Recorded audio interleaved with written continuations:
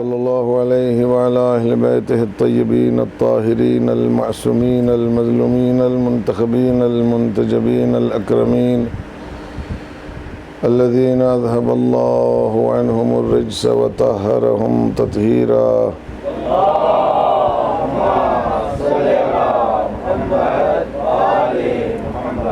سیما بقیت اللہ فی الارضین وحجت اللہ علی العالمین الامام المنتظر عجل اللہ تعالی له الفرج وروحی وارواح العالمین لتراب مقدمه الفداء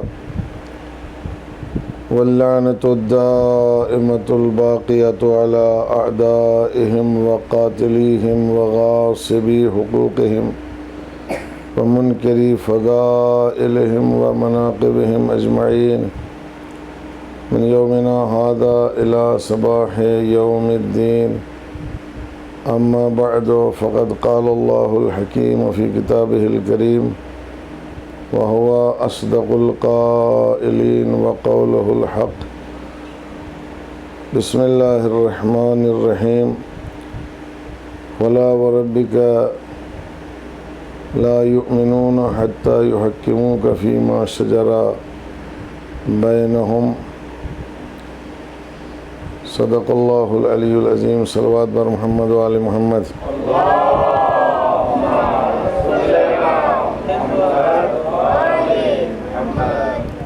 ایک اور صلوات پڑھیں محمد و آل محمد پر.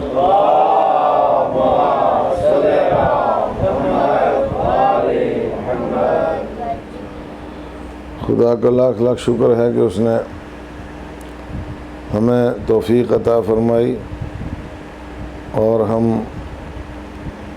یہاں آ کر کے آپ کے درمیان جو ہے وہ ذکر حسین علیہ الصلاۃ والسلام کر رہے ہیں. اس ذکر کے سلسلے کو پوری دنیا میں پھیلانے کی ذمہ داری پروردگار عالم کی ہے اور خدا یہ چاہتا ہے کہ ہر شخص کے کان میں جو ہے وہ یہ بات پہنچ جائے تاکہ اس کے اوپر حجت تمام ہو جائے اور اسے پتہ چلے. اور جب کسی کو پتہ چلے اور وہ سیدھے راستے پہ نہیں آتا ہے تو اس کو جو ہے وہ آخرت میں اس کی سزا بھگتنا پڑے گی. یہ بھی طے شدہ امر ہے کہ یہ جو زندگی ہم بسر کر رہے ہیں یہ عارضی زندگی ہے، دائمی زندگی نہیں ہے. دائمی زندگی جو ہے وہ مرنے کے بعد شروع ہوتی ہے جب انسان اس دنیا سے چلا جاتا ہے اور پھر ایک زندگی اس کو برزخ میں گزارنی ہے. برزخ کے بعد پھر ایک مرتبہ اسے جو ہے وہ قبروں سے اٹھ کے محشر کا سامنا کرنا پڑے گا اور محشر میں حساب کتاب ہو کے پھر فیصلہ ہوگا کہ ہمیشہ ہمیشہ اس انسان کو کس گھر میں رہنا ہے. دو طرح کے گھر انسان اپنے لیے بناتا ہے اس دنیا کی زندگی میں. ایک وہ گھر بناتا ہے کہ جس میں تکلیفیں ہوتی ہیں، پریشانیاں ہوتی ہیں، رنج و مصائب ہوتے ہیں اور آگ ہی آگ ہوتی ہے. اور دوسرا وہ گھر بناتا ہے کہ جس میں آرام و آسائش ہے، سکون ہے اور نعمتیں ہیں پروردگار عالم کی اور بے شمار عطائیں رب کریم کی موجود ہیں. یہ دو گھر، ایک کا نام دوزخ ہے، دوسرے کا نام جنت ہے. یہ دوزخ اور جنت جو ہے وہ انسان کے اعمال سے بنتے ہیں، انسان کے کردار سے بنتے ہیں. جیسا انسان عمل کرتا ہے اسی حساب سے اس کے لیے آخرت میں جو ہے وہ کام ہوتا ہے اور سلسلہ جو ہے وہ جاری رہتا ہے انسان کے عمل کا. تو اس لیے انسان کو ہوشیار رہنا چاہیے کہ وہ کیا کر رہا ہے اس دنیا میں. کہیں ایسا تو نہیں ہے کہ آخرت میں اپنے لیے عذاب کھڑا کر رہا ہے، مشکلات پیدا کر رہا ہے، پریشانیاں پیدا کر رہا ہے. تو آخرت کے عذاب سے بچنے کے لیے جو سلسلہ رکھا گیا ہے اس دین کے اس سلسلے کو انسان کو سیکھنا چاہیے. دین کو پڑھنا چاہیے، دین کو سیکھنا چاہیے. دیکھیے روزی اللہ نے جو ہے وہ مقرر کی ہوئی ہے اور انسان اتنی ہی کھا سکتا ہے جتنی اس کی قسمت میں ہے. روزی قسمت میں لکھی ہوئی ہے اور جتنی لکھی ہوئی ہے اتنی ہی کھا سکتا ہے. اس سے ایک ذرہ برابر بھی نہ زیادہ نہ کم، پوری کھا کے جائے گا. لیکن علم سیکھنا اور علم حاصل کرنا اور علم حاصل کر کے اپنی شخصیت بنانا، یہ انسان کا اپنا کام ہے. علم کسی کے نصیب میں لکھا ہوا نہیں. آئے سمجھ میں؟ علم نہیں لکھا ہوا. روزی لکھی ہوئی، کہاں کھانا ہے یہ بھی لکھا ہوا ہے، کہاں دی جائے گی یہ بھی لکھا ہوا ہے، کتنی دی جائے گی یہ بھی لکھا ہوا ہے. تو یہ دنیاوی روزی جو ہے، اس سے انسان کا جسم پلتا ہے، بڑھتا ہے، پروان چڑھتا ہے. لیکن جو دین ہے، جتنے بھی دین کے امور ہیں، جتنے بھی دین کے سلسلے ہیں، ان سے واقعی انسان جو ہے وہ وجود میں آتا ہے. وہ انسان جس کو ہمیشہ رہنا ہے، جو ہمیشہ زندہ رہے گا آخرت میں اور اس عالم میں. لہذا دین کا سیکھنا بہت زیادہ ضروری ہے اور دین کو حاصل کرنا اور سیکھنا بہت زیادہ ضروری ہے. جتنا انسان اپنی روزی روٹی کے لیے محنت کرتا ہے نا، میں سمجھتا ہوں کہ اس سے 1000 گنا زیادہ اس کو دین سیکھنے کے لیے محنت کرنا چاہیے. یہ سامنے کی بات ہے بھائی، حساب لگا لو. روزی روٹی دنیا میں کوئی 10 سال کھاتا ہے، 20 سال کھاتا ہے، 50 سال، 100 سال زیادہ سے زیادہ زندہ رہے گا نا. 100 سال کے لیے اس کو انتظام کرنا ہے دنیا میں روزی روٹی کا، جبکہ کسی کو خبر نہیں ہے کتنا زندہ رہے گا. لیکن یہ وعدہ الہی ہے کہ انسان مرنے کے بعد پھر کبھی نہیں مرتا ہے، اس کو ہمیشہ ہمیشہ زندہ رہنا ہے. سمجھ میں آ رہا ہے آپ کی؟ نہیں، مرنے کے بعد پھر کبھی نہیں مرتا ہے. ایک بار اس کو مرنا ہے اور پھر اس کو ایک بار جو ہے وہ زندہ ہونا ہے، اور زندہ ہونے کے بعد پھر ہمیشہ ہمیشہ کے لیے زندہ رہے گا. اور وہ اتنی لمبی مدت ہے جس کی کوئی انتہا نہیں ہے، جس کی کوئی انتہا نہیں ہے. اب ظاہر سی بات ہے کہ اتنی لمبی زندگی کے لیے اس کو کتنی محنت کی ضرورت ہے. سمجھ میں آیا؟ کتنی عبادت کی ضرورت ہے، کتنا علم سیکھنے کی ضرورت ہے، کتنا دین سیکھنے کی ضرورت ہے، کس قدر اس کے اوپر پابندی کرنے کی ضرورت ہے. آیا سمجھ میں؟ تو اگر انسان جو ہے وہ اس احتیاط سے کام لے کہ جو روزی وہ کماتا ہے، ایک تو اس کے لیے جس راستے سے کماتا ہے وہ بھی صحیح ہونا چاہیے، اور پھر جس طریقے سے استعمال کرتا ہے وہ طریقہ بھی صحیح ہونا چاہیے. آیا سمجھ میں؟ جہاں سے لیتا ہے وہ سلسلہ بھی صحیح ہونا چاہیے. اور جو دنیا میں اس کے جتنے معاملات ہیں وہ سارے معاملات اس کو دین کی روشنی میں اگر وہ طے کرتا ہے، دین کی روشنی میں، دین سیکھ کے، تو ظاہر سی بات ہے کہ یہ ایک ایک لمحہ اس کے لیے جو ہے وہ آخرت میں کام آئے گا، ایک ایک لمحہ. اور اگر آپ نے دنیاوی معاملات انسان دین کی روشنی میں طے نہیں کرتا ہے، دین کی روشنی میں، تو اس کے لیے آخرت میں مشکل ہے بہت زیادہ. دیکھیے دین جو ہے وہ صرف اتنا ہی نہیں ہے کسی نے کوئی نماز پڑھ لے، روزہ رکھ لے، حج کرے، زکوٰۃ و خمس اور امر بالمعروف نہیں. دین جو ہے جو کام بھی دنیا میں ہم اور آپ کرتے ہیں، سمجھ لیں نہیں، جو کام بھی دنیا میں ہم اور آپ کرتے ہیں، ہر اس کام میں دین کا دخل ہے. ہر وہ کام جو ہے وہ دین کی روشنی میں بسر ہونا چاہیے. اور جب ہر کام انسان کا جو ہے وہ دین کی روشنی میں بسر ہوگا تو اس کو نہ صرف اس کا دنیا میں فائدہ ہوگا بلکہ آخرت میں اس کو اس کا اجر ملے گا، آخرت میں اس کو اس کا ثواب ملے گا. تم لوگ اسکولوں میں تعلیم حاصل کرتے ہو ماشاءاللہ، یہاں پہ یہ جو اسکولوں میں تعلیم حاصل کرتے ہو نا، اگر یہ تعلیم دین کی روشنی میں حاصل کر رہے ہو صحیح طریقے سے، تو جتنی تعلیم بھی تم نے حاصل کی ہے، جتنی ڈگریاں بھی تم نے حاصل کی ہیں صحیح طریقے سے، صحیح راستے کے اوپر چل کر کے اگر تم نے حاصل کی ہیں، تو اس کے ایک ایک لمحے کا تمہیں آخرت میں ثواب ملے گا. صلوات پڑھیں محمد و آل محمد.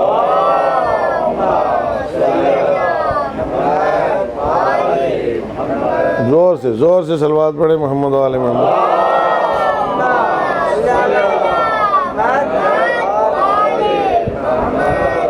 یہ دنیاوی زندگی تھوڑی ہے، سمجھ رہے آپ نے؟ یہ تھوڑی زندگی ہے. اس تھوڑی زندگی کو اگر انسان دین کی روشنی میں بسر کرے گا تو یہ ابدی زندگی ہو جائے گی، پھر اس کو ہمیشہ ہمیشہ کے لیے اس کا صلہ اور اس کا ثواب جو ہے وہ ملتا رہے گا۔ لہذا ایک قدم جو انسان اٹھاتا ہے، اگر اس نے دین سیکھ کے اٹھایا ہے، ایک بات جو انسان اپنے منہ سے کرتا ہے، اگر اس نے دین سیکھ کے کی ہے، سمجھ میں آ، کوئی چھوٹا یا بڑا کام انسان اگر کرتا ہے، اگر اس کے پاس اس کے سلسلے میں دین کا مسئلہ موجود ہے، دین کی طرف سے آگاہی موجود ہے، سمجھ میں آ، اور وہ اس کام کو کر رہا ہے، تو ظاہر سی بات ہے کہ ہر کام کا اس کو پروردگار عالم اجر دے گا، ثواب دے گا، چونکہ کوئی بھی کام انسان صرف اپنے لیے نہیں کرتا ہے۔ سمجھ میں آیا آپ کو؟ کوئی بھی کام دنیا میں جو انسان کرتا ہے صرف اپنے لیے نہیں کرتا ہے، انسان کا ہر کام اپنے لیے بھی ہوتا ہے اور دوسروں کے لیے بھی ہوتا ہے۔ تو اگر اپنے ہی لیے کوئی کام کرے، اس کو بھی ثواب ہے، اس کو اللہ اس کو بھی ثواب دے گا، اور اگر دوسروں کے لیے بھی کام کرے تو اس کا کئی گنا ثواب ملتا ہے کام کے بدلے میں، آئے سمجھ میں؟ تو یہ کیسے انسان کرنے میں کامیاب ہو سکتا ہے کہ اس کا ایک ایک لمحہ جو ہے وہ ضائع نہ ہو، برباد نہ ہو، بلکہ اس کو اجر ملے، اس کو ثواب ملے۔ یہ اسی وقت ممکن ہے میرے دوستوں، بزرگوں، بچوں، جوانوں، کہ جب ہم ہر کام شروع کرنے سے پہلے دین کا مسئلہ معلوم کر لیں۔ تو اگر کوئی نماز پڑھتا ہے، اسے مسائل معلوم نہیں ہے، تو اس کی نماز بھی جو ہے وہ اس کو فائدہ نہیں دے سکتی آخرت میں جا کے۔ نماز بھی اگر پڑھتے ہو نا، سجدہ کرتے ہو لیکن یہ پتہ نہیں سجدہ کس کے لیے کر رہے ہیں، رکوع کرتے ہیں لیکن یہ پتہ نہیں رکوع جس کے لیے کر رہے ہیں وہ ذات کیسی ہے، معرفت بھی تو ہونا چاہیے، شناخت بھی تو ہونا چاہیے نا۔ ایسے میں ذکر کرتے ہو لیکن ذکر کا مطلب نہیں آتا ہے، ترجمہ نہیں آتا ہے، ذکر جو کر رہا ہے انسان وہ اپنی سمجھ میں نہیں آتا ہے، اپنی سمجھ میں نہیں آتا تو ذکر کا کیا فائدہ ہے اس کو۔ لہٰذا اس حد تک انسان کو جاننا بہت ضروری ہے کہ تاکہ دنیاوی زندگی میں انسان جو کام بھی کرے وہ کام غلط نہ ہو، دین کی روشنی میں صحیح کام ہو۔ جب دین کی روشنی میں صحیح کام انسان کرے گا تو جتنی زندگی یہ یہاں بسر کرتا ہے اس کا ثواب اس کو آخرت میں ہمیشہ ہمیشہ ملتا رہے گا، آخرت میں اس کا اجر اس کو ہمیشہ ہمیشہ ملتا رہے گا، پھر اجر سے محروم نہیں رہے گا۔ سزا تو ان کاموں کی ملے گی جن کاموں کو انسان انجام دیتا ہے مگر اس کے پاس آگاہی نہیں ہے، اس کے پاس کنسیپٹ نہیں ہے، اسے یہی اندازہ نہیں ہے کہ میں کس کے کہنے سے کام کر رہا ہوں، کس کی مرضی سے کام کر رہا ہوں، کس کے بتائے ہوئے راستے کے اوپر چل رہا ہوں، آئے سمجھ میں، اور کس کے بتائے ہوئے راستے کے اوپر چلنا چاہیے۔ تو یہ تو معلوم ہونا ضروری ہے نا، یہ معلوم ہونا ضروری ہے۔ ظاہر سی بات ہے کہ دین کو بھیجنے والا اللہ ہے اور اللہ نے رسول اللہ کے پاس بھیجا ہے، اور رسول اللہ نے اس دین کو امانت کے طور پر علی ابن ابی طالب کے حوالے کیا ہے، علی کے حوالے کیا ہے۔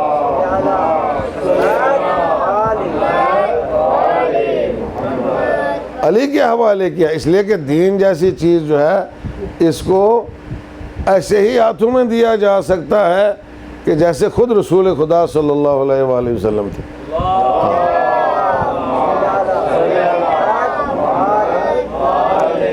جیسے رسول معصوم تھے، رسول کے بعد کا سلسلہ اس کو بھی معصوم ہونا چاہیے، معصوم یعنی اس سے بھی کوئی گناہ سرزد نہیں ہونا چاہیے، اور دین اسی کے حوالے کیا جا سکتا ہے۔ ایک وقت میں دین ہم اور آپ لیتے ہیں تو ہم تو ظاہر سی بات ہے سیکھنے کے لیے لیتے ہیں نا، ہم کس لیے لیتے ہیں؟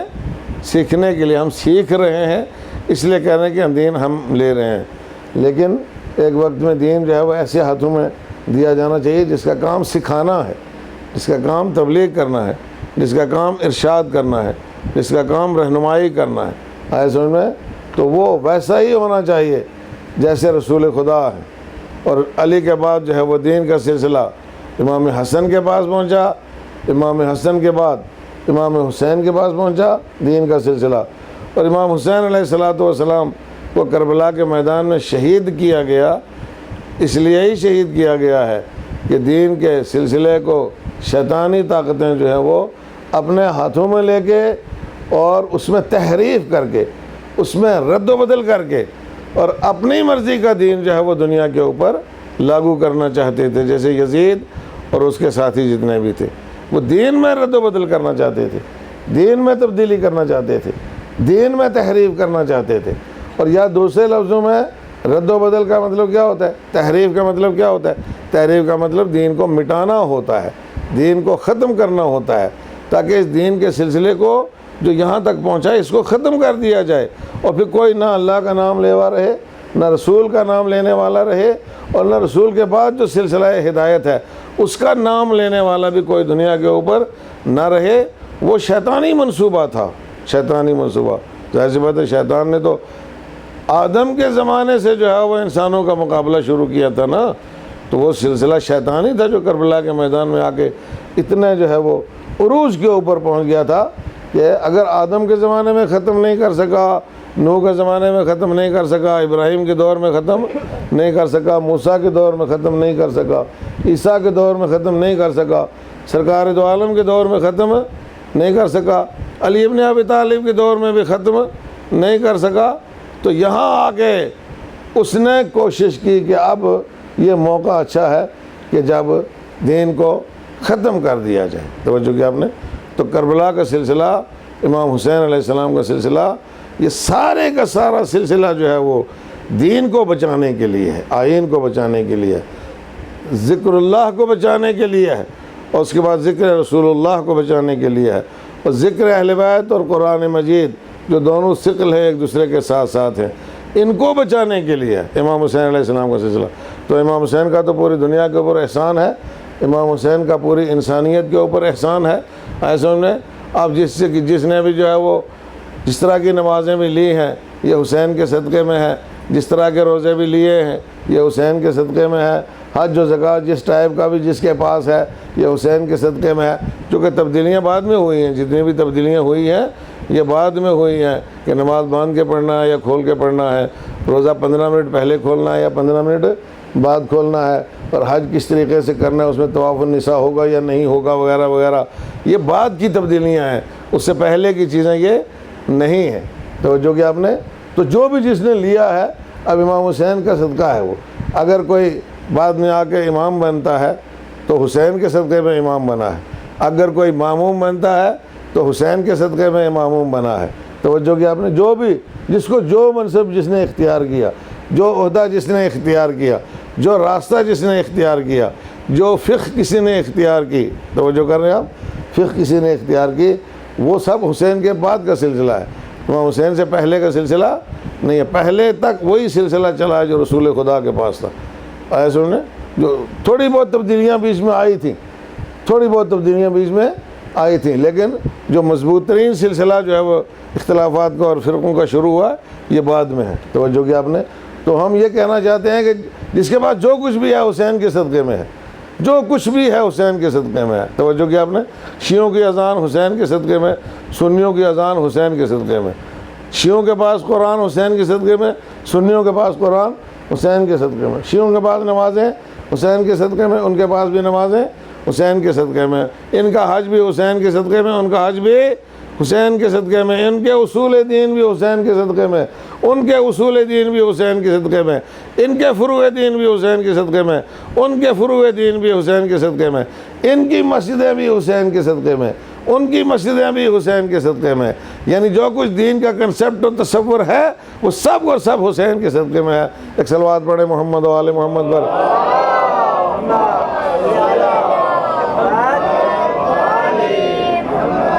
وہ سب کچھ حسین کے صدقے میں ہے.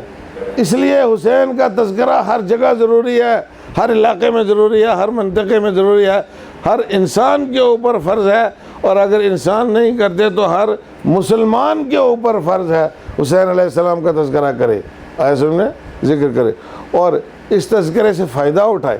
یہ تذکرہ جو ہے ایک گویا درسگاہ ہے جو آپ کے لیے کھولی گئی ہے، ایک یونیورسٹی ہے جو آپ کے لیے قائم کی گئی ہے، ایک مدرسہ ہے جو آپ کے لیے قائم کیا گیا ہے. توجہ کر رہے ہیں؟ ایک مدرسہ سلسلہ جو شروع کیا ہے یہ سوچ سمجھ کے شروع کیا تھا کہ آپ یہاں پہ ہر چیز کو بیان کر سکتے ہیں، ہر چیز کو سیکھ سکتے ہیں، ہر چیز کو سکھا سکتے ہیں. پہلی محرم سے لے کے 40 تک اٹینڈ کر لے اور مجلسوں میں سلسلہ وار بیان جو ہے وہ کیے جائیں. توجہ کہ آپ نے تو 40 دن کے بعد پورے کا پورا دین سیکھ چکا ہوگا, اجمالی طور پر پورے کا پورا دین جو ہے وہ سیکھ چکا ہوگا. ایک صلوات پڑھیں محمد و آل محمد.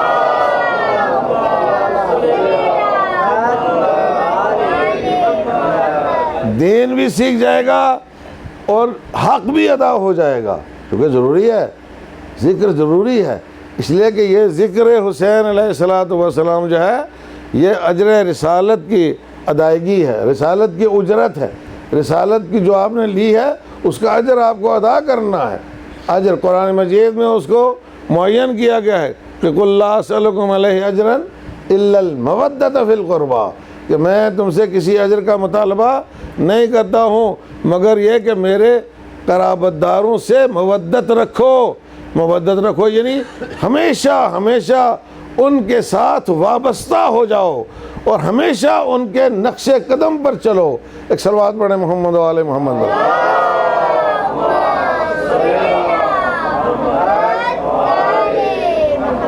تو ان کے ساتھ وابستہ ہونے کے لیے بھی ذکر ضروری ہے. توجہ کہ آپ نے تو ہم یہ جو کہتے ہیں لوگ کہ صاحب یہ کس لیے مجلسیں مناتے ہیں, کس لیے یہ عزاداری کرتے ہیں, کس لیے یہ ذکر کرتے ہیں, سال ہا سال گزر جانے کے بعد, 1400 سال گزر جانے کے بعد اب کیا فائدہ ہے؟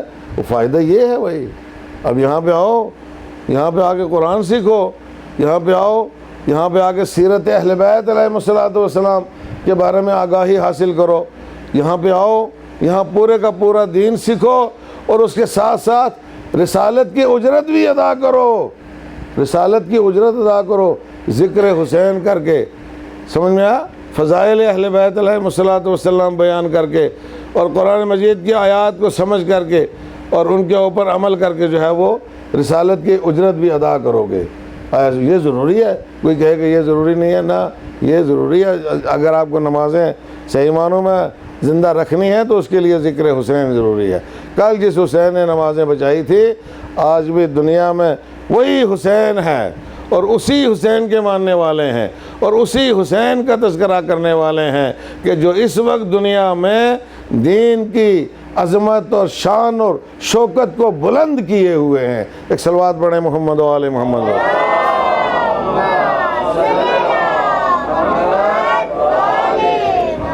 ایک اور صلوات پڑھیں محمد و آل محمد.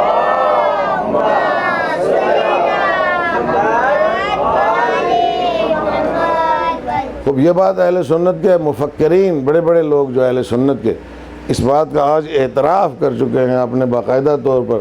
سوشل میڈیا پر بہت سارے لوگوں سے ہم نے سنا ہے کہ انہوں نے یہ کہا ہے کہ اگر دنیا میں اس وقت شیعہ نہ ہوتے, اہل تشیع اگر دنیا میں نہ ہوتے تو اسلام کب کا مٹ چکا ہوتا, اسلام ختم ہو چکا ہوتا. کیوں؟ اس لیے کہ دوسرے کسی کے پاس اسلام کو بچانے کا کوئی منصوبہ ہی نہیں ہے ہی نہیں منصوبہ. اگر منصوبہ ہوتا تو یہ آج جو فلسطین میں ہو رہا ہے یہ نہ ہوتا. اگر ان کے پاس منصوبہ ہوتا کہ اسلام کو بچانا ہے تو اسلام کو بچانا کیسے اسلام کو بچایا جائے گا بھائی؟ اسلام کو بچانے کے لیے مسلمانوں کو بچانا ضروری ہے یا نہیں؟ ہاں, اسلام کہاں ملے گا آپ کو؟ مسلمان ہوں گے تو اسلام ہوگا نا. اگر مسلمان ہی نہیں تو اسلام کہاں ہوا میں ٹہلے گا؟ ہاں, تو اسلام کو بچانے کے لیے مسلمانوں کو بچانا ضروری ہے. اور مسلمان مارے جا رہے ہیں فلسطین میں, ان کو بچا کون رہا ہے؟ ان کو بچا کون رہا ہے؟ وہ 50-55 مسلمان ممالک بچا رہے ہیں یا یہ 2-4 جو شیعہ ملک ہیں وہ بچا رہے ہیں؟ صلوات پڑھیں محمد و آل محمد.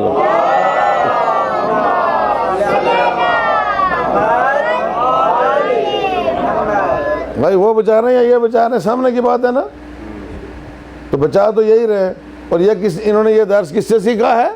یہ حسین نے درس دیا ہے کہ تمہیں آگے نکل کے اگر اسلام پر برا وقت آئے تو اسلام کو بچانا ہے. تو بابا ہم تو یہی کہتے ہیں نا کہ بھائی مسلمانوں کو بچاؤ گے تو اسلام زندہ رہے گا نا. اگر مسلمان ہی سارے مار دیے گئے تو اسلام کہاں زندہ رہے گا؟ لیکن جن لوگوں کے پاس آئیڈیالوجی ہی نہیں ہے, آج دشمن فلسطین کو مار رہا ہے, کل دشمن جا کسی دوسرے ملک پر اٹیک کرے گا, اس کے بعد دشمن کسی تیسرے ملک پہ اٹیک کرے گا. تو جب فلسطین کو آپ نہیں بچا سکے تو اس کو کیسے بچاؤ گے؟ کس آئیڈیالوجی کی روشنی میں بچاؤ گے؟ اس لیے کہ آپ تو تماشا دیکھتے ہو اور آپ کا امام تو کعبے سے یہ کہتا ہے کہ یہ فتنہ ہے, اس میں لوگوں کو شریک نہیں ہونا چاہیے. سمجھ میں آیا؟ کعبے سے آپ کا امام یہ کہہ رہا ہے کہ یہ فتنہ ہے، اس میں لوگوں کو جو ہے وہ شریک، یعنی وہ دعوت دیتا ہے کہ کوئی فلسطینیوں کی مدد کے لیے نہ نکلے اور کوئی اسرائیل کی مخالفت نہ کرے، اور وہ تو ان کے ساتھ بیٹھتے ہیں، کھاتے پیتے ہیں، ہتھیار بھی دیتے ہیں ان کو، اور سارا ان کا سلسلہ ان کے ساتھ چل رہا ہے. توجہ کہ تو بچانے والا کون ہے؟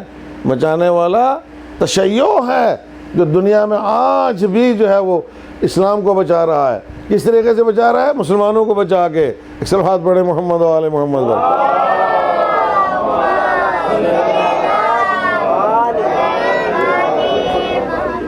ایک اور صلوات پڑھیں محمد و آل محمد.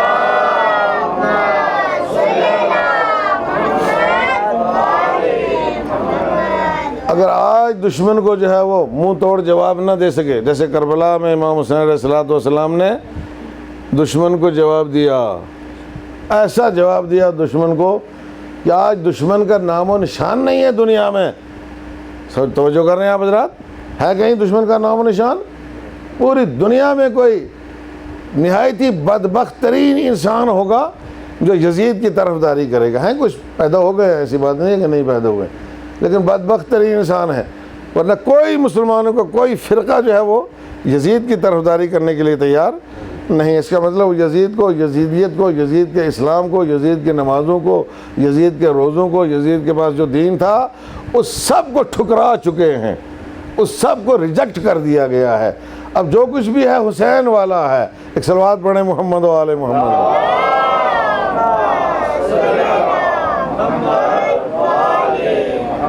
اب جو کچھ بھی ہے وہ حسین والا ہے. توجہ کیا آپ نے؟ تو یہ حسین والے جو ہیں، اب انہوں نے یہی سکھا. تم کہتے ہو جی وہ مار دیا گیا اتنے سارے لوگوں کو، تو ہم تو کیا امام حسین نے مار کے زندہ ہونا سکھایا ہے. ہاں، مار دیا گیا مطلب کیا ہے؟ مار دیا یا مر گیا؟ مارنے والا مرتا ہے بھائی، مرنے والا نہیں مرتا ہے. مرنے والا زندہ رہتا ہے، مارنے والا مرتا ہے.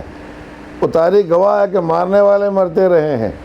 جتنے مرے ہیں اس راہ میں وہ زندہ ہیں سارے کے سارے، اس لیے کہ ان کا آئین زندہ ہے، ان کا دین زندہ ہے، ان کا طریقہ زندہ ہے، ان کا راستہ زندہ ہے، ان کی فکر زندہ ہے. توجہ کیا آپ نے؟ ان کا جو کچھ تھا وہ سب زندہ ہے. اور جو مارنے والے تھے ان کا سب کچھ ختم ہو گیا، دفن ہو گیا ہے. ان کا کوئی نام لینے والا بھی نہیں بچا ہے. تو یہ آپ اس سے نہ گھبرائیں کہ صاحب اتنے سارے مر گئے. نہ اتنے سارے زندہ ہو گئے ہیں، اور ایک ایک مر کے ہزاروں کو زندہ کرتا ہے. یہ تو ان کا احسان ہے کہ جو شہادت پیش کرتے ہیں دین کے راستے میں. توجہ کیا آپ نے؟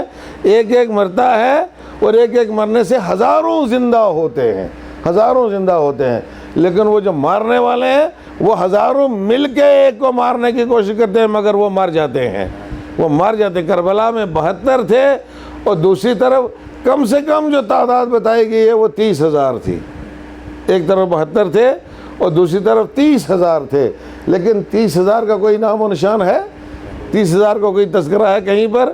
مگر 72 نہ صرف 72 آج زندہ ہیں، بلکہ انہوں نے ہزاروں 72 کو زندہ کر دیا ہے. آج ان کے نام پہ کتنے زندہ ہیں؟ آج ان کے نام پہ کتنے عالم اٹھتے ہیں؟ آج ان کا تذکرہ کہاں کہاں ہوتا ہے؟ تو کوئی دشمن بھی جو ہے وہ یہ نہیں کہہ سکتا ہے کہ ہم حسین کا تذکرہ نہیں کرتے ہیں. مسلمان بھی پسند کرتے ہیں، ہندو بھی پسند کرتے ہیں، سکھ بھی پسند کرتے ہیں، یہودی بھی پسند کرتے ہیں، عیسائی بھی پسند کرتے ہیں. جس انسان کے سامنے حسین کا ذکر کیا جائے وہ اسے پسند کرتا ہے، اس کی تعریف کرتا ہے، ان کے سامنے سلوٹ کرتا ہے، سمجھ میں، اور ان کو خراج عقیدت پیش کرتا ہے. لیکن تم کسی کے سامنے بھی یزید کا تذکرہ کر دو تو وہ صرف اور صرف لعنت پڑے گا اس کے اوپر، اور کچھ نہیں کرے گا. ایک صلوات پڑھیں محمد و آل محمد.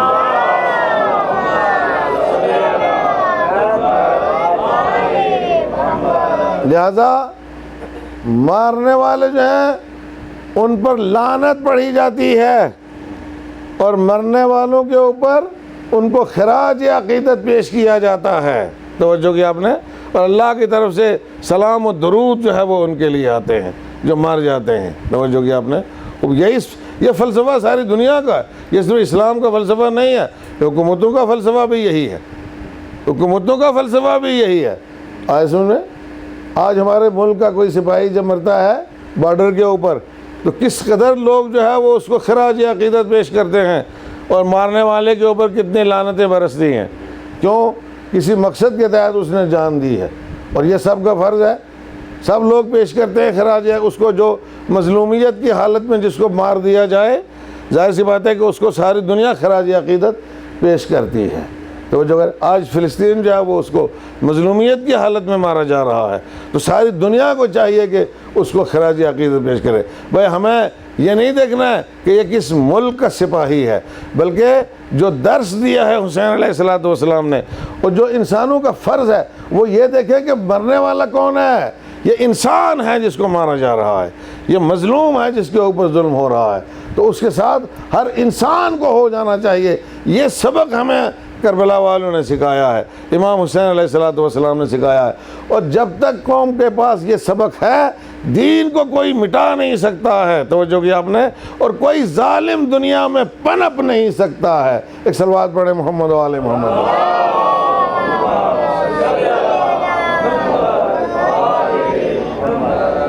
لیکن ظاہر سی بات ہے کہ حسینیت کو سمجھنا ضروری ہے، اور حسین کو خراج عقیدت پیش کرنا ضروری ہے.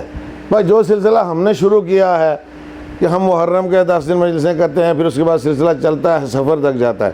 مجلس کرتے ہیں نا، ہر جگہ مجلس ہی ہوتی ہے. کیا 1 گھنٹے کی مجلس، 1.5 گھنٹے کی مجلس، 2 گھنٹے کی مجلس. اگر یہ سلسلہ کسی کو خراج عقیدت کا پسند نہیں ہے تو کوئی دوسرا سلسلہ بتائے اس سے اچھا، اگر ہو تو ہم اسے اختیار کرنے کے لیے تیار. یا دوسرے لوگوں کو اس سلسلے کو اختیار کرنا چاہیے، اور واقعی حسین کو خراج عقیدت پیش کرنا چاہیے، واقعی معنوں میں حسین کو یاد کرنا چاہیے.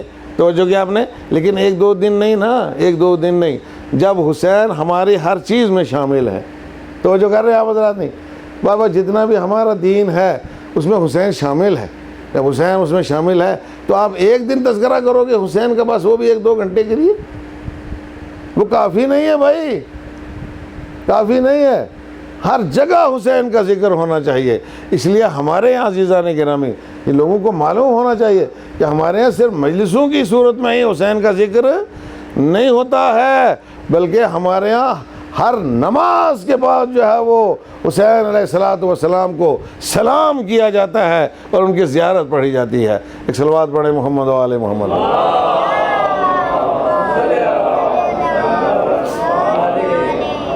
یہ ضروری ہے. اتنا یہ بھی کم ہے، یہ بھی کم ہے، اس سے بھی بہت زیادہ ہونا چاہیے. لیکن کم سے کم ایک مومن کے لیے، کم سے کم ایک مسلمان کے لیے یہ فرض ہے کہ وہ جب نماز پڑھتا ہے تو ہر نماز کے بعد اس حسین کو سلام کرے گا جس نے نمازیں بچائی، اس کو سلام کرے باقاعدہ طور پر.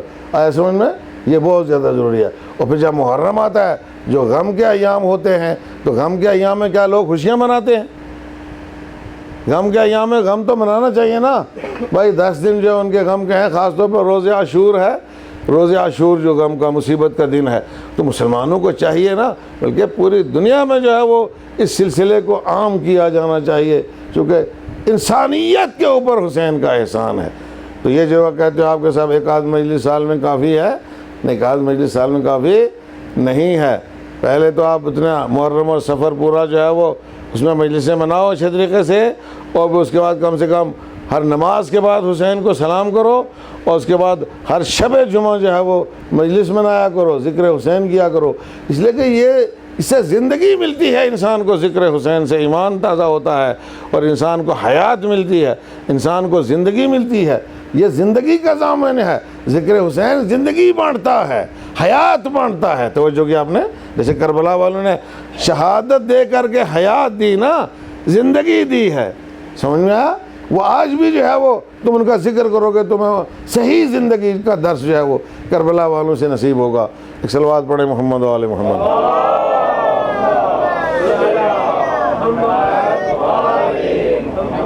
ایک اور صلوات پڑھیں محمد و آل محمد.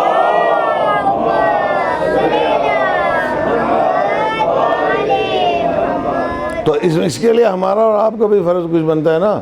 ہمارا آپ کا فرض یہ بنتا ہے کہ جو لوگ دور ہیں ان کو قریب کیا جائے، جن کو نہیں معلوم ہے ان کو بتایا جائے، مجلسوں میں ان کو دعوت دی جائے. توجہ کی آپ نے؟ مجلسوں میں ان کو شریک کیا جائے، اور جب شریک ہو جائیں تو اچھی بات ہے، سلسلہ جو ہے وہ آگے بڑھے گا انشاءاللہ، اور امام حسین علیہ السلام کا ذکر عام ہوگا جو ہماری اور آپ سب کی ذمہ داری ہے۔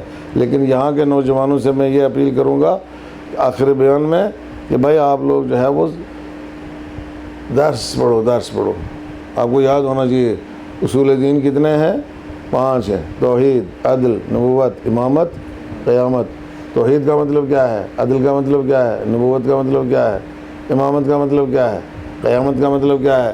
اور پھر آپ کو معلوم ہونا چاہیے فروع دین 10 ہیں: نماز، روزہ، حج، زکوٰۃ، خمس، جہاد، امر بالمعروف، نہی عن المنکر، تولا، تبرہ۔ ان کا مطلب کیا ہے؟ نمازیں کیا ہیں؟ کتنی نمازیں ہیں؟ سمجھ میں کہاں مثلا آدمی سفر میں ہے تو نماز کا حکم الگ ہے، حضر میں ہے، گھر میں ہے تو نماز کا حکم جو ہے وہ الگ ہے۔ توجہ کیا آپ نے؟ اور پھر آواز کے لحاظ سے کہ اونچے پڑھنا ہے یا آہستہ پڑھنا ہے، نمازوں کا حکم الگ الگ ہے۔ صبح کی نماز 2 رکعت ہے، اس کو اونچی آواز میں پڑھنا ہے۔ مغرب کی 3 رکعت ہے، پہلی 2 رکعت اونچی آواز میں پڑھنا ہے۔ عشاء کی 4 رکعت ہے، پہلی 2 رکعت اونچی آواز میں پڑھنا ہے۔ اور ظہر عصر جو ہے یہ ساری کی ساری آہستہ پڑھنا ہے، اور مغرب کی 1 رکعت اور عشاء کی 2 رکعت آخر والی یہ آہستہ پڑھنا ہے۔ یہ حکم معلوم ہونا چاہیے آپ کو۔ نماز تو صحیح آنی چاہیے، کم سے کم کسی کو ایک حسین والے کو نماز صحیح آنی چاہیے نا۔ اور پھر سورے سیکھنا بہت زیادہ ضروری ہے۔ جو نماز میں سورے پڑھے جاتے ہیں، صحیح تلفظ اس کا ہونا چاہیے، تجوید آنی چاہیے اس حد تک آدمی کو، تاکہ صحیح پڑھے، زبان صحیح پڑھنا ضروری ہے۔ غلط پڑھو گے تو اس سے کوئی فائدہ نہیں ہوگا۔ اور پھر جب پہلے صحیح پڑھے گا اس کے بعد اس کو پھر اگلی منزل میں قدم رکھنا چاہیے کہ وہ سمجھے بھی میں کیا کہہ رہا ہوں، سمجھے بھی میں کیا کہہ رہا ہوں۔ یہ اس حد تک تو ہر انسان کے لیے ضروری ہے بھائی، جو چاہتا ہے کہ میرا نامہ اعمال ٹھیک ہو، آگے مجھے کچھ ثواب ملے، ہر انسان کے لیے اس حد تک ضروری ہے کہ اس کو اتنا کنسیپٹ ہو کہ میں نماز میں کیا پڑھ رہا ہوں۔ نیت ضروری ہے، نیت۔ اور جب نیت کرے گا تو آخر تک نیت کے اوپر قائم رہنا چاہیے، اور نیت کے بغیر تو کوئی عمل ہوتا ہی نہیں ہے۔ اگر کسی نے نیت نہیں کی تو نماز نہیں ہوگی۔ اور ایک مومن کے لیے، ایک مسلمان کے لیے ہر کام سے پہلے نیت ضروری ہے۔ نیت کرو، جو بھی کام کرتے ہو نیت کرو، اور نیت خیر ہونا چاہیے، نیت اچھی ہونا چاہیے۔ یہ نہیں آگے گھر سے لاٹھی نکالا اور اس کے بعد کہو کہ آج تو میں اس کا سر پھوڑ کے رہوں گا۔ اس طرح کی نیت نہیں کیا کرو بھائی، اچھی نیت کرو، کام اچھا ہوگا، اس کا ثواب ملے گا۔ اچھی نیت کرو، نیت کر کے نکلو، جس کام کے لیے بھی نکلتے ہو بھائی اللہ کا قرب حاصل کرنے کی نیت کر لو، میں یہ کام کرنے جا رہا ہوں قربتاً الی اللہ۔ تو کوئی ایسا کام کرے گا ہی نہیں نا جس سے اللہ کا قرب حاصل نہیں ہو سکتا ہے، جب آدمی نیت کرتا ہے تو نیت کرو۔ اس لیے نماز کے پہلے بھی نیت جو ہے وہ بہت زیادہ ضروری۔ نیت یعنی ارادہ، قصد جو آپ کرتے ہو یہ اچھا ہونا چاہیے، ارادہ اچھا ہونا چاہیے۔ اور برے کام کا قصد کرو ہی مت، اس کے پیچھے جاؤ ہی مت، اس سے کیا ملنے والا ہے؟ کچھ بھی حاصل ہونے والا نہیں ہے۔ لہذا سیکھنا بہت زیادہ ضروری ہے۔ ہاں، نماز پوری کی پوری سیکھنا چاہیے انسان کو۔ اور جب ایک گھر میں پڑھا ہوگا، باپ پڑھا ہوا ہوگا، ماں پڑھی ہوئی ہوگی، سیکھی ہوئی ہوگی، تو جو آگے بچے پیدا ہوں گے ان کو بھی سکھائے گا۔ باپ کو ہی بسم اللہ نہیں آتی ہے تو بچے کو کیا سکھائے گا؟ اس کو ہی نیت کا پتہ نہیں ہے تو بچے کی کیا نیت کروائے گا؟ خود اس کو استنجا کرنا آتا نہیں ہے تو بچے کا کیا کرے گا؟ نجاست طہارت کا اس کو کیسے پاک رکھے گا؟ ایسے سمجھیں، اس کو کون سا دین سکھائے گا؟ ماں کی گود سے بچہ دین سیکھتا ہے، ماں کی گود سے بچہ جو ہے وہ علم سیکھتا ہے، ماں کی گود سے بچہ جو ہے وہ سب کچھ سیکھتا ہے۔ تو بچوں کا پڑھنا بھی ضروری ہے، بچیوں کا پڑھنا بھی ضروری ہے۔ بابا پہلے جو اپنا مذہب ہے، جو اپنا طریقہ کار ہے، اس کی ضروری چیزیں، بنیادی چیزیں 2 سال لگا کے، 1 سال لگا کے، 10 دن لگا کے، 20 دن لگا کے، جتنا آپ کے پاس موقع ہے ان کو پہلے اچھی طرح سیکھ لو۔ اس کے بعد اگر نماز پڑھو گے تو قبول ہوگی، اور دوسرے کام کرو گے تو قبول ہوں گے۔ اگر سیکھا ہی نہیں ہے، کچھ ایسے ہی چل رہا ہے ایسے میں، اور جیسے ہمارے والد صاحب کہتے تھے، ان کا ایک وہ مقولہ تھا کہ بھائی تم نے نماز پڑھی ہے، میں کوئی پتہ نہیں پڑھی تھا، ایسی کس طرح پڑھی ہے؟ اگلو اڑیو تو ہوں مڑیو، اگلو ٹٹھو تو ہوں نٹھو۔ تو غلطی ساری اگلا کی تھی ہے بھائی، اسی طرح کی نمازیں ہوتی ہیں ہماری بھائی۔ وہ آگے اڑا تو تم بھی اڑ گئے، وہ مڑا تو تم بھی مڑ گئے، سمجھ میں آیا؟ وہ اگر گرا تو تم نے سوچا اب چلو بھاگ چلو یہاں سے۔ ایسی نمازیں رسول کے زمانے محمد وہ جمعہ میں ہے بابا، سورہ جمعہ ہے، میں نے اپنی طرف سے نہیں کہا، سورہ جمعہ میں وَتَرَكُوكَ قَائِمًا۔ وہ جب دیکھتے تھے کوئی آ گیا پیاز بیچنے کے لیے تو ادھر وہ کہتا تھا کہ من اکل بصل اکا فی مکہ وجبت لہ الجنہ، جو اکے کا پیاز مکے میں کھائے گا اس کے لیے جنت واجب ہے۔ ادھر رسول خطبہ دے رہے ہیں اور یہ اکے کے پیاز کے پیچھے دوڑ پڑے مکے والے جتنے بھی تھے۔ تو وہ کون ہوتے تھے بابا؟ کہتے ہیں وہ تو کوئی اور تو فرشتے تو ہوتے نہیں تھے نا بھائی، اگر خدا نہ خاصہ کہ ہماری زبان سے نکل جاتا ہے وہ صحابی تھے تو صحابی ہی تھے بھائی، کوئی دوسرا نہیں ہوتا تھا، سمجھ میں آیا یا نہیں؟ تو اکے کے پیاز کے پیچھے بھاگنے والے جو ہے، ظاہر سی بات ہے کہ وہ ہماری بھی نمازوں کی وہی حالت ہے۔ ایسے نہیں ہونا چاہیے نا، نماز سیکھو اچھے طریقے سے سیکھو، کنسیپٹ ہونا چاہیے نماز کا، صحیح کنسیپٹ جو ہے، اور یہ اس کے بغیر کوئی چارہ نہیں ہے۔ اگر آپ اس کے بغیر کہو کہ ہماری حسینیت جو ہے وہ صحیح ہو جائے گی تو نہیں ہو سکتی، حسینیت بھی صحیح نہیں ہو سکتی ہے جب تک ہم سارے اعمال کو صحیح طریقے سے نہیں جان پائیں گے، صحیح طریقے سے۔ تو ٹائم دو، اس کے لیے وقت دینا پڑے گا۔ آخرت کا معنی ہے، مذاق نہیں ہے، آخرت حاصل کرنا ہے، مذاق نہیں ہے، جنت حاصل کرنا ہے، مذاق نہیں ہے۔ ایسے تھوڑے ہو جائے گا چلتے پھرتے ٹھوکر سے جنت مل جائے گی آپ کو، نہیں ملے گی اس طرح کسی کو، جنت حاصل کرنا پڑے گی، تو اس کے لیے محنت کرنا پڑے گی۔ تو محنت آپ آدمی جب جیسے بالغ ہوتا ہے اس سے پہلے 2 سال لگا دو، مثلا بالغ ہونے سے پہلے 2 سال بچے کو دین سیکھنے کے لیے لگاؤ بھائی، تاکہ تمہارے اوپر کوئی ذمہ داری نہ رہ جائے، کل قیامت کے دن وہ تمہارا دامن نہ پکڑ لے، گریبان نہ پکڑے کہ تو نے مجھے کیوں نہیں سکھایا۔ توجہ کہ آپ نے کیوں نہیں سکھایا تو نے مجھے۔ لہذا ہر ماں باپ کی ذمہ داری ہے کہ کم سے کم بالغ ہونے سے پہلے 2 سال اپنے بچے کو کسی مدرسے میں بھیجو، استاد کے پاس بھیجو، توجہ کہ آپ نے، اور اسے یہ کہو کہ یہ 2 سال صرف دین سیکھو اور کچھ مت سیکھو، ڈگریاں بعد میں لیتے رہنا۔ سمجھ میں آیا نہیں؟ تاکہ جس دن سے وہ نماز شروع کرے اس کی نماز صحیح ہو، جس دن سے وہ عبادت شروع کرے اس کی عبادت جو ہے وہ صحیح ہو، جس دن سے وہ اللہ کی بندگی شروع کرے اس کی بندگی جو ہے وہ صحیح ہو۔ آپ کا کیا جائے گا بھائی؟ یہ 2 سال اللہ کے دیے ہوئے ہیں، آپ کے نہیں ہیں۔ کس کے ہیں؟ یہ 2 سال مہلت جو اللہ دے رہا ہے نا آپ کو، زندگی اس کی دی ہوئی ہے، کسی اور کی نہیں ہے۔ تو آپ اس بچے کو اگر 2 سال کے لیے لگا دو کہ بالغ ہونے سے پہلے، 15 سال پورے ہونے پہ بچہ بالغ ہوتا ہے، سمجھ میں آیا؟ تو 13واں اور 14واں سال جو ہے، یا 14واں اور 15واں سال اس کا لگا دو دین پڑھنے کے لیے۔ کہتے ہیں یہ تو یہی تو زمانہ ہوتا ہے جب اس کو کمپٹیشن میں جانا ہے، یہ کرنا ہے، وہ کرنا ہے، وہ فلاں فستاں کرنا ہے۔ تو ادھر بھی تو کمپٹیشن ہے، ادھر تو کمپٹیشن ہے، ادھر بھی کمپٹیشن ہے، ادھر کی بھی تیاری کرواؤ۔ یہ دنیا کتنی سی ہے، آپ نے دیکھا ہے بڑے بڑے لوگ جو ہے ماشاءاللہ، اور جتنے ڈگریاں اس سے پہلے لے چکے ہیں نا ان سے کوئی توقع رکھنا ہی نہیں۔ ایک صلوات پڑھیں محمد و آل محمد۔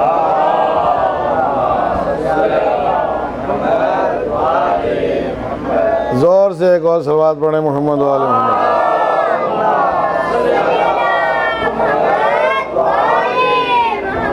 آپ دیکھو ماشاءاللہ ہماری گرسائی میں ایک سے ایک بڑے بڑے آفیسر بنے، کوئی ملتا ہی نہیں، کوئی ملتا ہی نہیں بھائی، دکھائی نہیں دیتے کہاں ہے۔ کوئی پونچھ میں رہتا ہے، کوئی جموں میں رہتا ہے، کوئی فلاں جگہ رہتا ہے، کوئی فستانہ جگہ رہتا ہے، آیا سمجھ میں؟ اور جب کوئی کبھی مر جاتا ہے تو آ جاتے ہیں، اس کے اوپر بھی جو ہے وہ اب وہ مجبوری آنا پڑتا ہے بس، باقی جو کہیں پر نظر نہیں آئے، سمجھ میں آیا؟ تو اب تم دے دو ڈگری اس کے دلوا دو، پھر تمہارے جنازے پہ نہیں آئے گا، تو سب جگہ جائے گا نا، وہیں پہ حاضر نہیں ہو پائے گا، مشکل ہو جائے گی اس کے لیے۔ نہیں اس حد تک اس کو پڑھاؤ، حد تک اس کو علم دو، ایک حد تک اس کو انسان بناؤ، ایسا انسان بناؤ کہ سماج، معاشرے، سوسائٹی کم سے کم اپنے کام آ سکے، اپنے گھر والوں کے کام آ سکے، اپنی برادری کے کام آ سکے، سب کے کام آ سکے۔ روزی نوکریوں میں نہیں رکھی ہوئی ہے بھائی، 9 حصے روزی کے تجارت میں ہیں، 1 حصہ دوسری تمام چیزوں میں ہے۔ 9 حصے روزی کے کس میں ہیں؟ تجارت میں۔ اگر روزی کے 10 حصے ہم مان لینا، جیسے بتایا کہ 10 حصے روزی کے ہیں، تو 9 حصے تجارت میں ہیں، 1 حصہ دوسری ساری چیزوں میں ہے۔ اور تجارت میں آپ کو یہ سب کچھ آتا ہے، یہ جو کاروبار آپ کا زمینداری ہے، یہ کھیتی باڑی ہے، یہ دکانداری ہے، توجہ کیا آپ نے، یہ سب کچھ تجارت میں آتا ہے، تجارت میں آتا ہے۔ یہ صحیح طریقے سے اگر کیا جائے تجارت ہے، یہ سمجھ میں آیا؟ تو آپ یہاں سے روزی حاصل کرو، اللہ کی زمین سے جو روزی حاصل کرو گے وہ تمہارے لیے باعث سے برکت ہوگی، بہت بڑا اس کا فائدہ ہوگا۔ تو کم سے کم دنیا بھی رہے گی، آخرت بھی رہے گی۔ لیکن اگر ایسا پڑھا کے جو ہے وہ ایسے اسکولوں میں پڑھایا کہ جہاں دین کا کوئی تصور ہی نہیں ہے، ایسی نوکریاں ملی جہاں دین کا کوئی تصور ہی نہیں ہے۔ آج ملازموں کو جو ہے جمعہ پڑھنے کی فرصت ہی نہیں ہوتی ہے، سمجھ میں آیا؟ جمعہ پڑھنے کی چھٹی نہیں ملتی آج ملازموں کو۔ تو گئے نا، ایک کام سے تو گئے، جمعے سے تو گئے کم سے کم۔ اب جب تک ریٹائر ہوتے تب تک جمعہ ہی نہیں پڑھ سکتے، چونکہ چھٹی نہیں جمعے کے دن، پہلے ہوتی تھی اب نہیں ہوتی ہے۔ تو نوکریوں کا یہ نقصان بھی ہے، لہذا ہم نہیں کہتے نوکری نہ کرو، اچھی نوکری کرو، بہترین طریقے سے کرو، لیکن اس کا نقصان نہیں ہونا چاہیے سماج اور معاشرے کو۔ مگر سب کچھ کرنے سے پہلے بچے کو بالغ ہونے سے پہلے دین سکھا دو، بچی کو بالغ ہونے سے پہلے دین سکھا دو، یہ تمہاری ذمہ داری ہے، شرعی ذمہ داری ہے، اور جب واجبات میں سے ہے، سب سے زیادہ واجب ہے۔ اور اگر تمہارے نہ سکھانے کی وجہ سے کل بچے قیامت کے دن پکڑے گئے تو یقیناً تمہارا گریبان پکڑیں گے، اور پھر ان کی ڈگریاں جو ہے نہ تمہیں بچا پائیں گی نہ ان کو بچا پائیں گی۔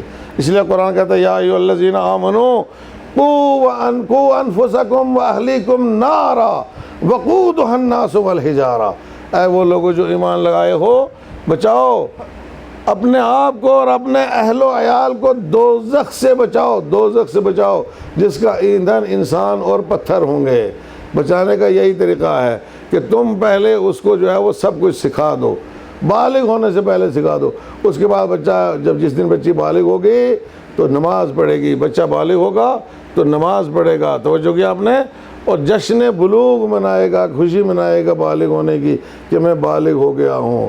جہاں آپ اور بہت سارے مواقع کے اوپر خوشی مناتے ہو، اگر آپ کا بچہ بالغ ہوا ہے دیندار بن کے، اچھا دیندار بن کر کے، مثلا 2 سال میں حافظ قرآن بھی ہو سکتا ہے، 2 سال میں حافظ نہج البلاغہ بھی ہو سکتا ہے، 2 سال میں بہت بڑا دین جو ہے وہ سیکھ سکتا ہے اچھا خاصا، تو اس کے پاس کوئی نہ ایک ہنر ہوگا، تو پھر اس کا جشن مناؤ کہ میرا بچہ بالغ بھی ہوا ہے اور حافظ قرآن بھی ہو گیا ہے، یا پورے قرآن کا حافظ نہیں ہوا ہے تو 10 پاروں کا حافظ ہو گیا ہے، 15 پاروں کا حافظ ہو گیا ہے، یا اگر قرآن کا نہیں تو نہج البلاغہ کے کچھ خطبوں کا حافظ ہو گیا، یا اگر وہ بھی نہیں تو بہت ساری دعاؤں کا حافظ ہو گیا جن کی ہمیشہ انسان کو ضرورت رہتی ہے، اس پیریڈ میں ہو جائے گا انشاءاللہ۔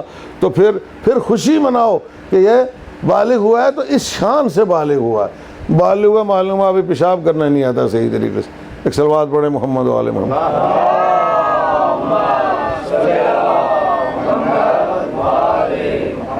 بابا پہلے پیشاب کرنا تو سکھاؤ بچے کو، بالغ ہو گیا اس کو پتہ نہیں پیشاب کدھر مڑ کے کرنا ہے بھائی،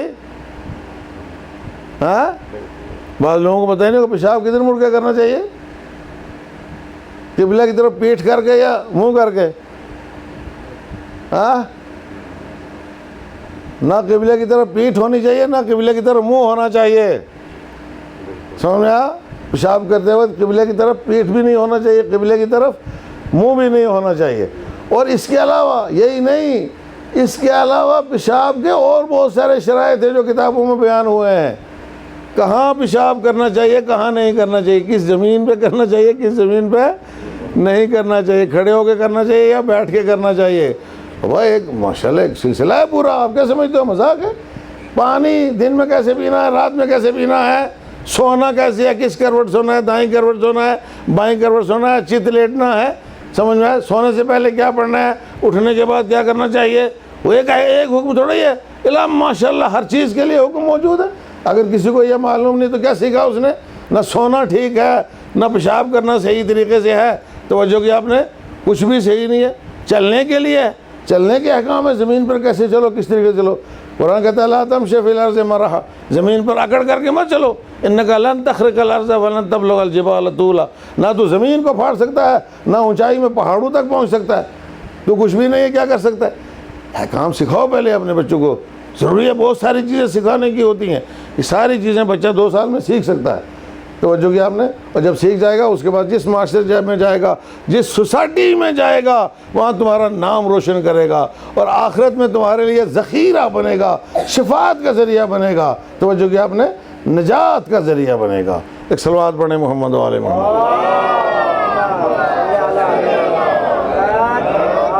اس لیے ضروری ہے دین سیکھنا، بہت زیادہ ضروری ہے۔ بس یہ آخری بات میں آپ کی خدمت، دین سیکھنا بہت زیادہ، اور اس کے لیے اہتمام آپ کو کرنا ہے۔ مولوی ہمیں آ کے سکھاتے ہی نہیں ہیں، یار اب تقریر لمبی ہو رہی ہے بلا وجہ، مولوی سکھاتے ہی نہیں ہیں.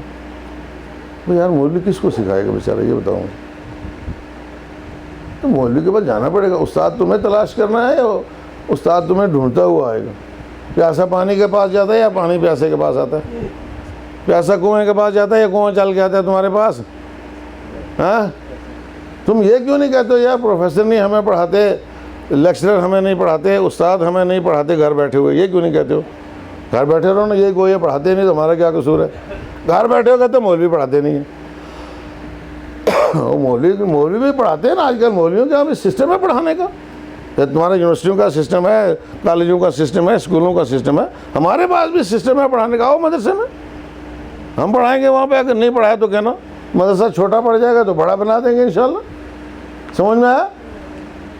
بڑا بنا دیں گے، پڑھائیں گے ہم. تم جا کے کالجوں یونیورسٹیوں میں اسکولوں میں پڑھتے ہو، خرچہ کرتے ہو یا وہاں سے لیتے ہو؟ کیا کرتے ہو بھائی؟ دیتے ہو یا لیتے ہو؟ تو دینا پڑتا ہے، خرچہ کرنا پڑتا ہے نا. بغیر خرچہ کیے تو کچھ بھی حاصل نہیں ہوتا.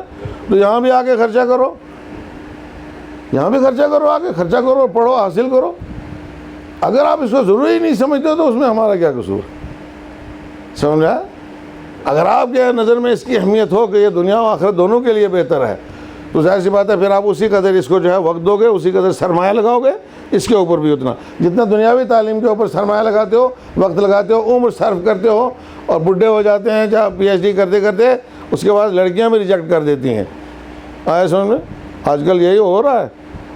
ہاں بڑی بیماریاں پیدا ہو جاتی ہیں جوانوں کے اندر بیچاروں. جن لوگوں کو پڑھا کے جو ہے پی ایچ ڈی کرتے کرتے بال سفید ہو گئے بیچارے کے. اب مہندی لگاتا ہے تو پریشانیاں تو ہوئیں گی نا. رشتہ بھی نہیں ملتا ہے صحیح طریقے. اگر کوئی ملتی بھی ہے تو وہ بھی ناراض ہے. تو وہ کم سے کم تعادل رہنا چاہیے. ہر چیز میں تعادل جو ہے وہ رہنا چاہیے. ادھر سرمایہ لگاتے ہو ادھر بھی سرمایہ لگاؤ، ادھر وقت دیتے ہو ادھر بھی وقت دو. سمجھ میں؟ زیادہ وقت ادھر دو، کم وقت ادھر دو. اس لیے کہ دنیاوی زندگی چھوٹی ہے، اخروی زندگی جو ہے وہ بہت لمبی ہے، بہت لمبی ہے. وہاں پہ بہت سرمایہ چاہیے ہے، یہاں کوئی زیادہ سرمایہ نہیں چاہیے. توجہ کیا آپ نے؟ لہذا یہ ساری باتیں جو ایک ہی مجلس میں تو نہیں کی جا سکتی ہیں، نہ ایک ہی مجلس میں سارا کچھ سکھایا جا سکتا ہے. مگر یاد رکھنا چاہیے قرآن یہ کہتا ہے فبشر عباد الذین یستمعون القول فیتبعون احسنہ. میرے ان بندوں کو خوشخبری دے دو جو بات سنتے ہیں، ساری باتیں سنتے ہیں اور جو اچھی بات ہے اس کے اوپر عمل کرتے ہیں. عمل کرو، سنو اور اس کے اوپر عمل کرو. آج سے کتابیں منگواؤ، سیکھو، ہر چیز سیکھو، مسئلے مسائل یہ وہ دوسرا تیسرا، تاکہ ہم صحیح معنوں میں حسینی بن سکیں. صحیح معنوں میں حسین. اور صحیح معنوں میں جو حسینی بنے گا نا، اللہ اکبر، اس کے اندر احساس ہوگا امام حسین علیہ السلام کی قربانی حسین نے دی انسانیت کے لیے، بشریت کے لیے. اور کتنی قیمتی چیزیں حسین نے، کتنی قیمتی جانیں حسین نے کربلا میں قربان کر دیں. قیمتی جانیں. ہمیں ان کی قیمت کا کیا انداز ہے ان جانوں کا؟ تم اپنے بچوں کو کتنا پیار کرتے ہو؟ بھائی بھائی سے کتنا پیار کرتا ہے؟ مائیں اپنے بیٹوں سے کتنی محبت کرتی ہیں؟ سوچ بھی نہیں سکتی نا جیسا کچھ کربلا میں ہوا. لیکن اللہ ہر کربلا میں جو مائیں تھیں، اللہ ہر کربلا میں جو مائیں تھیں، وہ شب عاشور تھی تو کیا کہہ رہی تھی؟ شب عاشور ہر ماں اپنے بچے سے یہی کہہ رہی تھی کہ بیٹا کل قربانیوں کا دن ہے، شہادتوں کا دن ہے، اور دیکھو تم شہادت میں کسی سے پیچھے نہیں رہ جانا، ایسا نہ ہو. ہر بیوی جناب ام فرما نے حضرت قاسم کو تیار کیا، جناب زینب کبریٰ نے اپنے 2 چھوٹے چھوٹے بچوں کو اون و محمد کو تیار کیا قربانی کے لیے. آئے سمجھ میں؟ اور پھر امام حسین علیہ السلام نے، ظاہر سی بات ہے کہ تاریخ یہ کہتی ہے کہ جناب علی اکبر کی ماں ام لیلہ تھیں اور ام لیلہ کربلا میں موجود نہیں تھی، زندہ نہیں تھی. ام لیلہ کی وفات پہلے ہو چکی تھی، لیکن بعض ذاکرین پڑھتے ہیں کہ ام لیلہ جو ہے وہ موجود تھی. تو ام لیلہ نے علی اکبر کو تیار کیا قربانی کے لیے. آئے سمجھ میں؟ اور ام کلثوم کے کوئی اولاد نہیں تھی، حضرت ام کلثوم کے کوئی اولاد نہیں تھی. تو ہمیں ملتا ہے روایات میں کہ جناب ام کلثوم اپنے خیمے میں تنہا بیٹھی ہوئی رو رہی تھی خیمے میں تنہا بیٹھی ہوئی. تو پتہ چلا، جناب عباس کو پتہ چلا کہ بہن تنہا بیٹھی ہوئی رو رہی ہیں خیمے میں. جا کر کے پوچھا کہ بہن رونے کا کیا سبب؟ ابھی تو ہم سب زندہ ہیں، ابھی تو کوئی شہید نہیں ہوا۔ جناب ام کلثوم نے کہا کہ بھیا سب لوگ کل اپنی اپنی طرف سے قربانیاں پیش کریں گے، کاش میں بھی صاحب اولاد ہوتی، میرا بھی کوئی بچہ ہوتا اور میں بھی حسین کے اوپر قربان کر کے اس کو